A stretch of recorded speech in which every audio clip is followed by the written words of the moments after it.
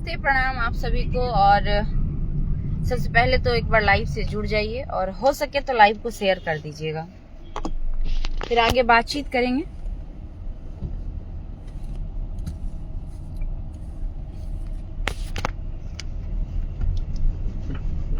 सफर में है और वीडियो बनाने में थोड़ा देर हो जाता, इसलिए हमने सोचा कि लाइव आकर एक बार आप लोगों से बातचीत कर ले और जो बातें हमारे मन में चल रही है उन बातों को आपके बीच साझा करें।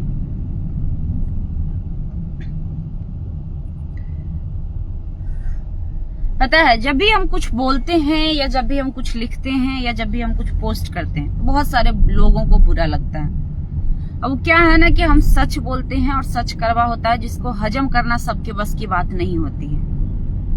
कुछ लोगों को लगता है कि हम जातिवादी मानसिकता के हैं, कुछ लोगों को लगता है कि भाई हम पार्टी विशेष को लेकर बोलते हैं, लेकिन हर बार हम वही बोलते हैं जो सच होता है। भले वो चीज बाद में जाकर लोगों को समझ आती है, लेकिन उस वक्त लोग मेरा जमकर विरोध करते हैं। विरोध इसलिए करते हैं कि वो जो दिखता है उसको सच मान लेते हैं, और हमारा आदत अलग है, हम थोड़े अलग टाइप के हैं। हम जो दिखता है उसको सच नहीं मानते हैं। तब तक सच नहीं मानते हैं जब तक कि हम उसकी तहकीकात नहीं कर लेते हैं और उसके आगे और उसके पीछे की बातों के बारे में पूर्ण रूप से सोच नहीं लेते हैं कि आखिर ऐसा हुआ तो हुआ क्यों, और इसके बाद होगा तो होगा क्यों। चाहे वो कोई भी मामला हो, जो चीज हम पहले बोलते हैं वही चीजें बाद में होती है, क्योंकि हम दूर के बारे में सोचते हैं कि आखिर इसका निष्कर्ष और परिणाम क्या होगा, और अगर ऐसा हुआ है तो क्यों हुआ है। लेकिन उसके बावजूद भी लोग बिना जाने बिना समझे जज कर लेते हैं। सिर्फ और सिर्फ हमारे पोस्ट को वर्तमान स्थिति को देखते हुए जज कर लेते हैं कि हमने गलत लिख दिया है और हमने सही लिख दिया है। हमारे लाइव का टाइटल आप देख रहे होंगे। लाइव का टाइटल है भरत भूषण तिवारी जी का एनकाउंटर। क्यों हुआ भरत भूषण तिवारी का एनकाउंटर? आज ये सवाल पूरा बिहार पूछ रहा है, मेरा भी सवाल सेम है। भरत भूषण तिवारी का एनकाउंटर क्यों हुआ? पुलिस ये दलील दे रही है। पुलिस तो कहने में भी अब हमको हंसी आता है। बिहार सरकार की, भ्रष्ट सरकार की, सत्ता की सरकार की दलाली करने वाले गुंडे ये दलील दे रही है कि भरत भूषण तिवारी का एनकाउंटर इसलिए हमने किया, अपनी सुरक्षा में हमने किया। लेकिन क्या ये सच है? तो जवाब है नहीं। जब लाइव वीडियो में साफ दिख रहा है कि भरत भूषण तिवारी ने पिस्टल फेंक दी पुलिसकर्मी के आगे, सरेंडर करने के लिए जब वो तैयार थे, तो फिर उसका एनकाउंटर बिहार पुलिस ने क्यों किया? आप भी यही सोच रहे होंगे, क्यों किया? ये एनकाउंटर अभी पहला एनकाउंटर बिहार का नहीं है जब हम और आप सवाल कर रहे हैं। ये बिहार का चौथा या पांचवा एनकाउंटर है, खासकर मुरेठा चौधरी जी के मुख्यमंत्री बनने के बाद। सम्राट चौधरी जी को मुरेठा चौधरी कहते हैं, उस पर भी कुछ लोगों को बुरा लगता है। वक्त आने दीजिए, जो भाषा हमारी है ना वो भाषा आप भी बोलेंगे। बस फर्क ये है कि हम आज समझ गए हैं, आप कल समझेंगे, लेकिन आप वो बोलेंगे, मुझे ये यकीन नहीं, पूरा विश्वास है। क्योंकि जब से बिहार में भाजपा की सरकार आई है, यहाँ पर सिर्फ और सिर्फ सत्ता की दलाली करने वाले को सही समझा जाता है और सत्ता से सवाल करने वाले को गलत समझा जाता है। और कुछ लोग समझते भी हैं, समझना भी चाहिए, क्योंकि अभी आपको सत्ता से व्यक्तिगत स्वार्थ, व्यक्तिगत लाभ मिल रहा है, और व्यक्तिगत लाभ को स्वार्थ का नाम दिया जाता है, लालच का नाम दिया जाता है, और उस लालच में अभी आप डूबे पड़े हैं। जिस दिन उस लालच से बाहर आइएगा, जिस दिन आप इस बिहार के लिए सोचिएगा और जिस दिन आप बिहार के विकास के लिए सोचिएगा, बिहार के लोगों के लिए सोचिएगा, तब आपको समझ में आएगा कि आखिर हम ऐसा क्यों बोला करते थे। इससे पहले 2 यादवों का एनकाउंटर हुआ। जब हमने कहा तो सबने कहा कि भाई यादव अपराधी था तो एनकाउंटर हुआ। तो अभी भी आपको यही कहना चाहिए कि भरत भूषण तिवारी अपराधी था तो एनकाउंटर हुआ, लेकिन अभी आप ऐसा नहीं बोल रहे हैं। फर्क ये है कि उस वक्त हम ये कह रहे थे कि उन दोनों का एनकाउंटर होना गलत था, और हम अभी भी कह रहे हैं कि भरत भूषण तिवारी का एनकाउंटर थोड़ा बहुत नहीं 110% गलत है। जब भरत भूषण तिवारी ने आत्मसमर्पण कर दिया, जब भरत भूषण तिवारी आत्मसमर्पण करने के लिए तैयार थे, तो फिर उनका एनकाउंटर नहीं होना चाहिए था। लेकिन उसके बावजूद भी एनकाउंटर हुआ। जानते हैं क्यों एनकाउंटर हुआ? एनकाउंटर इसलिए हुआ कि भरत भूषण तिवारी इस सत्ता का दलाली नहीं करता था। सत्ता से सवाल करता था। आप लोग को याद होगा बिहार का बाढ़, आज से कुछ महीने पहले पीछे चले जाइए, जब बिहार में बाढ़ आई थी तो जवनिया गांव था, भोजपुर जिले में ही आता है, जिसमें बाढ़ की इतनी भयावह स्थिति थी कि हमें लगता है कि हजारों घर उस बाढ़ के चपेट में आ गया था। तब भरत भूषण तिवारी ने सवाल उठाया था इस सत्ता से, इस सड़े हुए सिस्टम से, कि आखिर कब तक हमारे बिहार के लोग अपनी घरें खोते रहेंगे, कब तक हमारे बिहार के लोग बेघर होते रहेंगे। प्राकृतिक आपदा का कोई परमानेंट सॉल्यूशन क्यों नहीं निकाला जाता है। जो घर लोग लाखों सालों साल मेहनत करके एक एक पाई जोड़ कर इतने प्यार से अपने मेहनत की कमाई से घर बनाते हैं, वो घर एक झटके में गंगा नदी में बह जाता है तो उन्हें कितनी तकलीफ होती है। उनका सवाल एकदम जायज था। उसके बावजूद उसके बाद भी कई सारे ऐसे सवाल हैं उनके जो उन्होंने इस सरकार से पूछी और इस सत्ता से मांग की थी। उनकी मांग पूरी नहीं की गई। चलिए मानते हैं भरत भूषण तिवारी के पास पिस्टल था, मानते हैं उस पिस्टल में गोलियां भरी हुई थी, लेकिन क्या वो पिस्टल जो उनके पास था वो अपराध करने के लिए था या इससे पहले उन्होंने कोई अपराध की थी? तो जवाब है नहीं।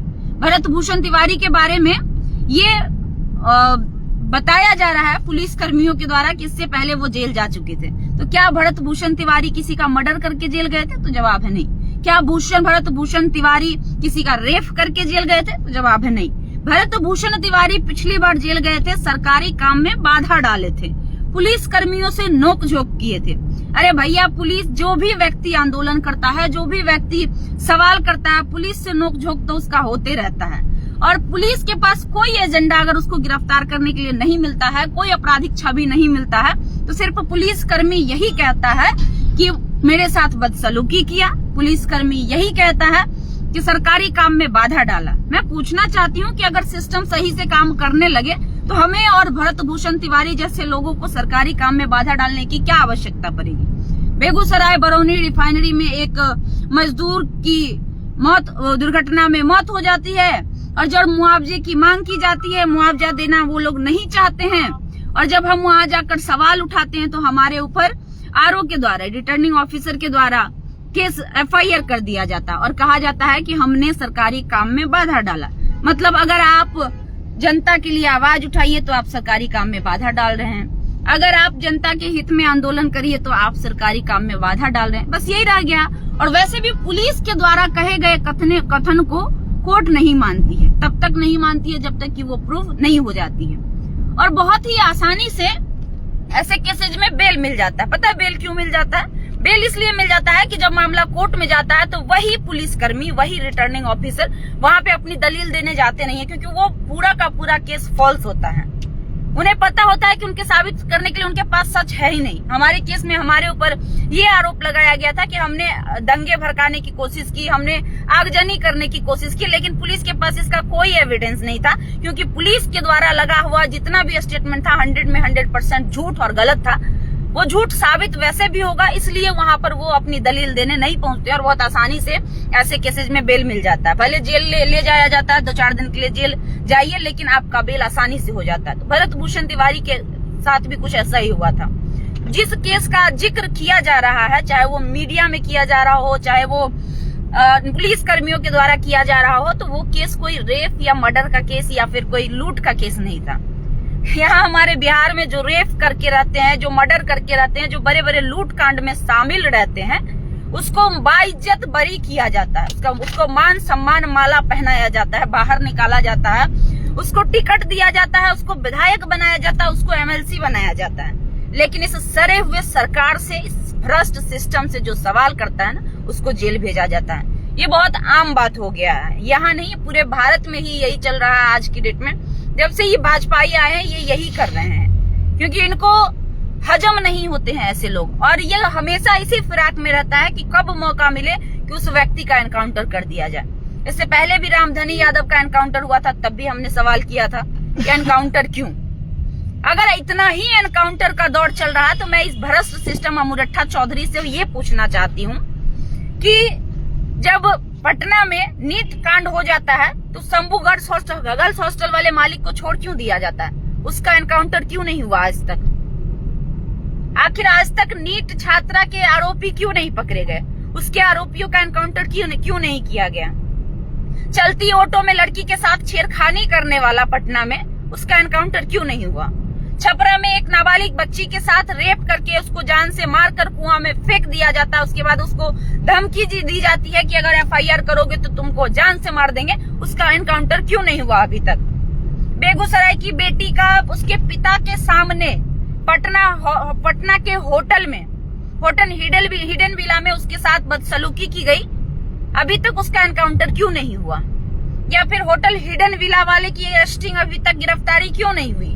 जब एनकाउंटर ही करना है तो सभी अपराधियों का एनकाउंटर करिए ना, सिर्फ उस अपराधी का एनकाउंटर करना जो सरकार से सवाल करता है, जो सरकार के आगे घुटने नहीं टेकता।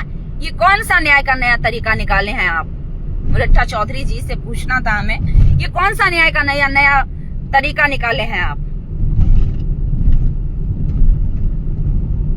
यही चल रहा है बिहार में। आप यादव हैं, आप तिवारी हैं, आप राजपूत हैं, आप भूमिहार हैं, आपका एनकाउंटर किया जाएगा अगर आप इस सरकार के खिलाफ हैं। एक लाइन में ये कह दीजिए। अगर आप सत्ता के दलाल हैं, अगर आप सरकार से सवाल नहीं कर रहे हैं, उसके बाद आप आरोपी हैं, उसके बाद आप रेपिस्ट हैं, उसके बाद आप अपराधी हैं, उसके बाद आप मर्डरर हैं, आपके साथ कुछ नहीं होगा। वरना दुलारचंद यादव का हत्यारा आज भी खुलेआम घूम रहा है। कौन है ये हमें आपको बताने की भी जरूरत नहीं है। नीट छात्रा के आरोपी खुलेआम घूम रहे हैं, कौन है ये भी हमें आपको बताने की आवश्यकता नहीं है। बेगूसराय की बेटी के साथ बदसलूकी करने वाला आरोपी भी खुलेआम घूम रहा है, कौन है ये भी हमें आपको बताने की आवश्यकता नहीं है।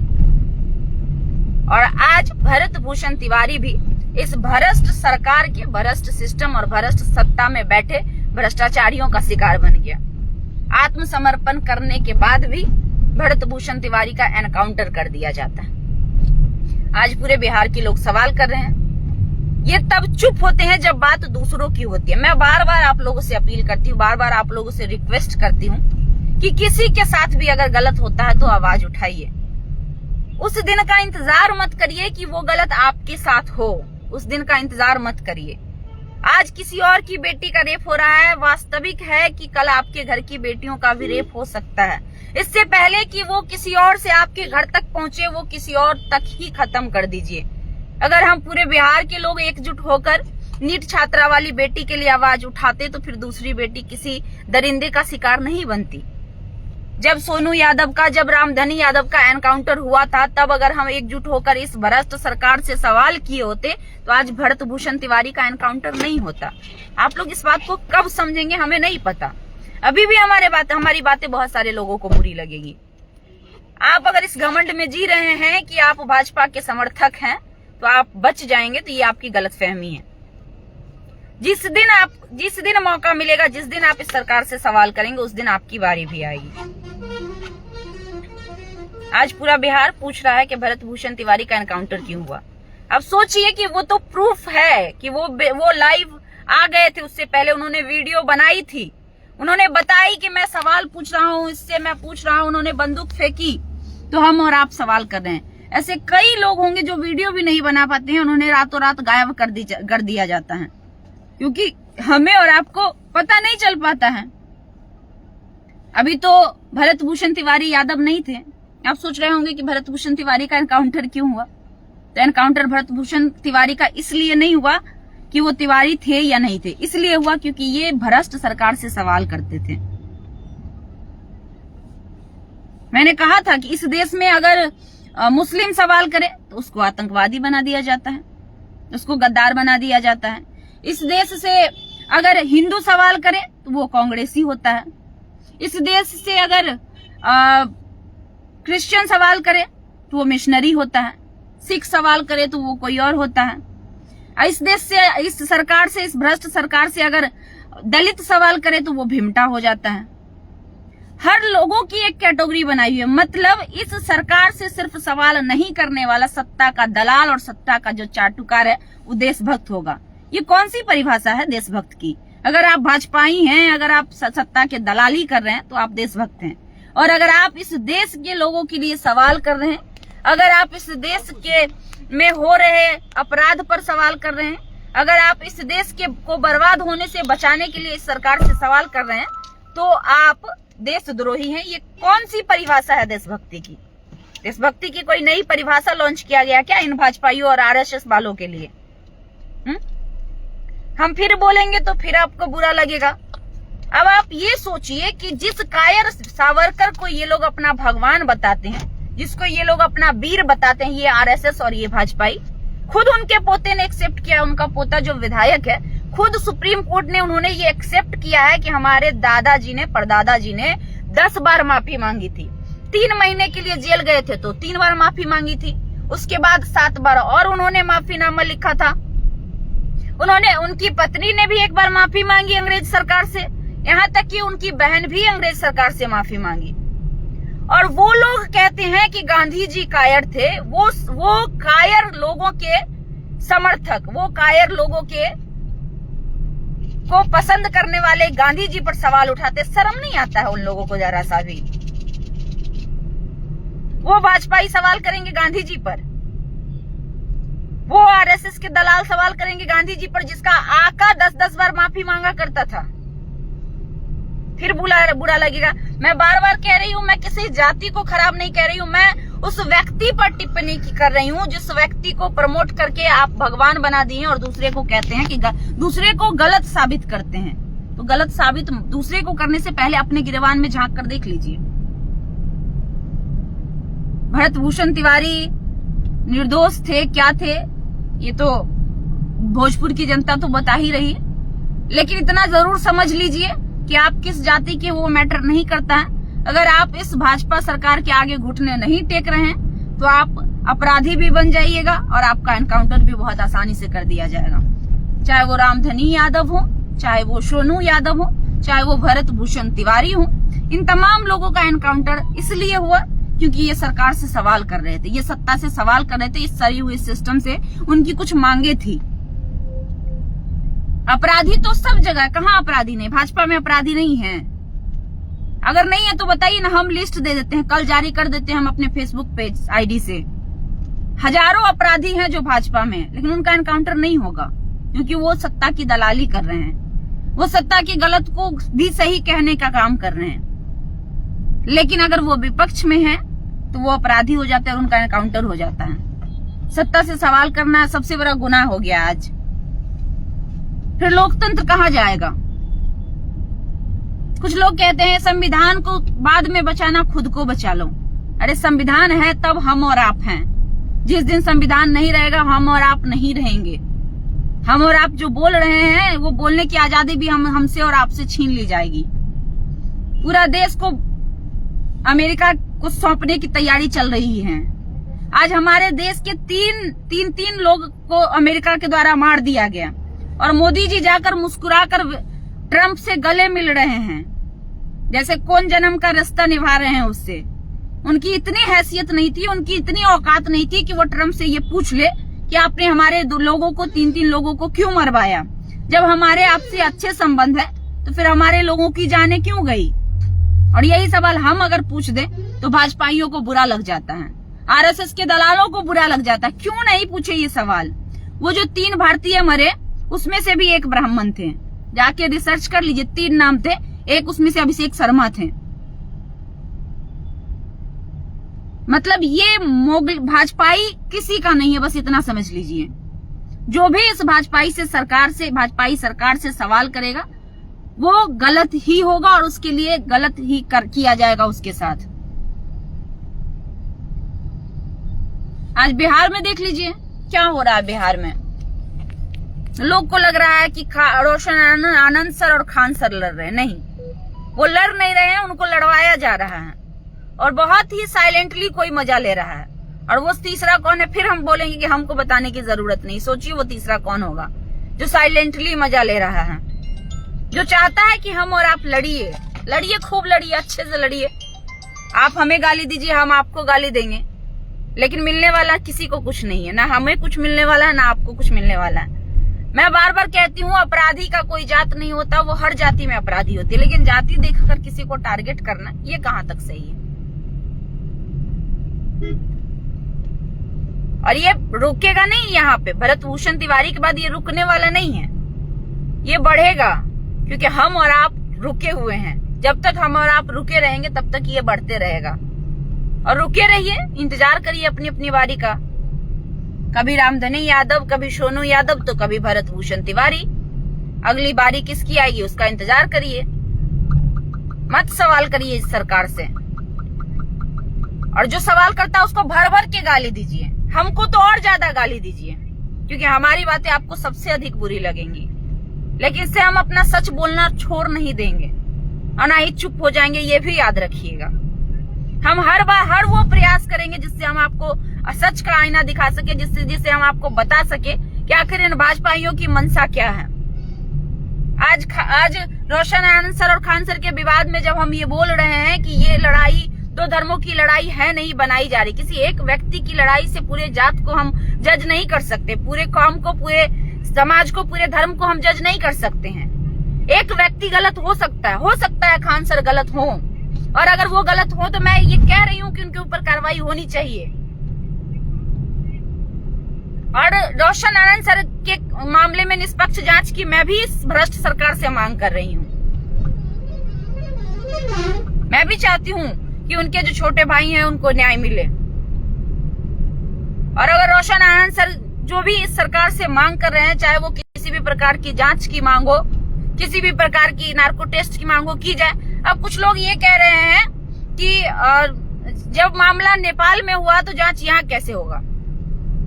मैं मानती हूँ कि प्लेस ऑफ अकरेंस जो है, क्राइम ऑफ अकरेंस है, वो नेपाल में है। मतलब नेपाल में क्राइम हुआ, चलिए ठीक है, लेकिन क्राइम हुआ किसके साथ ये भी तो सवाल है। क्राइम किया किसने ये भी तो सवाल है। क्राइम नेपाल में जरूर हुआ है, लेकिन जिसके साथ क्राइम हुआ वो बिहारी है, जिसने क्राइम किया वो भी बिहार से जुड़ा हुआ है। तो फिर जांच बिहार में क्यों नहीं हो सकती? मैं बस इतना पूछना चाहती हूँ।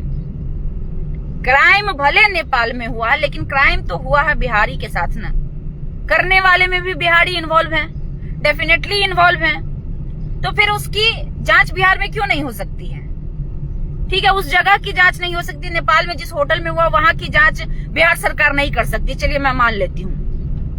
वहां की जांच नेपाल सरकार करके रिपोर्ट तैयार करके देगी लोग। लेकिन जिस व्यक्ति की मिली भगत है, चाहे जिस व्यक्ति ने भी करवाया, वो तो बिहार का होगा, क्योंकि प्रिंस यादव का नेपाल में दुश्मन तो होगा नहीं, चाहे रोशन आनंद सर का दुश्मन नेपाल में तो होगा नहीं, वो तो बिहारी का होगा। बिहारी का कोई ऐसा व्यक्ति होगा जिसको रोशन आनंद सर से प्रॉब्लम हो रही होगी, चाहे जो चाहता होगा कि रोशन आनंद सर और उसका परिवार बर्बाद हो जाए, वो नेपाली तो होगा नहीं। भला नेपाल में रोशन आनंद सर किसी का क्या बिगाड़े हैं, चाहे प्रिंस यादव ने नेपाल में किसी का क्या बिगाड़ा होगा, डेफिनेटली वो बंदा बिहार का होगा। और जब वो बिहार का होगा तो फिर नेपाल सरकार बिहार में तो जांच करने आएगी नहीं, उसकी निष्पक्षता की जांच तो बिहार सरकार को करनी होगी। तो फिर जांच बिहार सरकार क्यों नहीं कर सकती है? हमको बस इसका जवाब दे दीजिए। तो जांच होनी चाहिए, चाहे उसके लिए जिस भी तरीके का इस्तेमाल किया जाए, जांच होनी चाहिए। जब अपराधी को जेल से निकालना रहता तो आप लोग नियम बदल देते हैं। जो नियम वर्षों से चली आ रही थी कि जो क्रिमिनल है, जो किसी पदाधिकारी की हत्या की हो, उसको आजीवन बेल नहीं हो सकता है। लेकिन उस नियम को आप लोगों ने बदल दिया जब किसी व्यक्ति विशेष को जेल से बाहर निकालना था। तो अब क्यों नहीं नियम बदल सकता? अभी बदलिए नियम। रोशन आनंद सर को न्याय दिलाने के लिए बदलिए नियम। बदलते हैं ना आप लोग, समय समय पर आप लोग तो नियम ही बदलते रहते हैं। बदला गया था ना इस बिहार का नियम, याद है 2016 में बदला गया था, बताए क्या, डेटा के साथ कई बार बदला गया है। जब किसी व्यक्ति विशेष को बाहर निकालना होता है, किस नियम से आप नाबालिग के हत्यारे राम रहीम को पेरोल पर निकालते हैं? 14 बार 16 बार किस नियम से निकलता है वो? किस नियम से आसाराम बापू जैसा नीच घटिया निहायती बलात्कारी इंसान बाहर किस पेरोल पे निकलता है 20-20 बार? किस नियम से निकलता है? कौन सा नियम कहता है?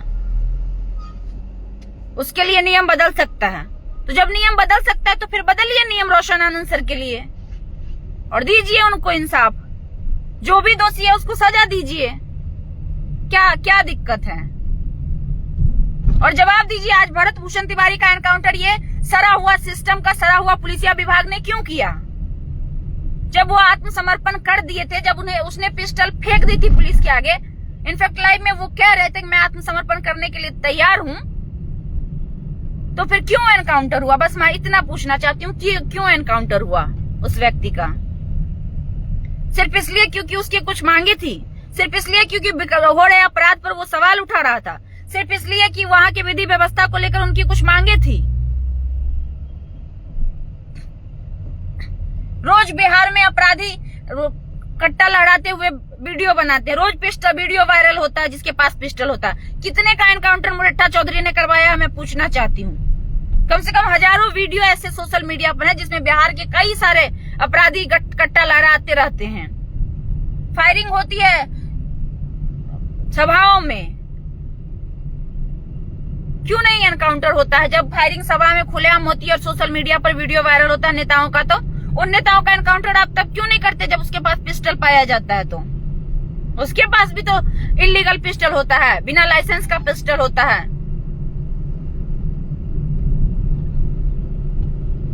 उसका भी एनकाउंटर करिए। नहीं, उसका एनकाउंटर नहीं होगा। एनकाउंटर सिर्फ और सिर्फ उसी व्यक्ति का होगा जो इस सरकार से सवाल करेगा। उसको अपराधी बनाया जाएगा और अपराधी बना के उसका एनकाउंटर किया जाएगा। चाहे वो रामधनी, मैं फिर से कहूंगी, चाहे वो रामधनी यादव हो, सोनू यादव हो, या फिर भरत भूषण तिवारी हो, क्योंकि ये मुरट्ठाधारी और ये भाजपाई सवाल करने वाले को पसंद नहीं करते हैं। ये हर सवाल, हर अपने ऊपर उठती हुई उस सवाल को बंद कर देना चाहते हैं, उसका मुंह बंद कर देना चाहते हैं जो इनके खिलाफ हो। तो आज भी चुप रहिए,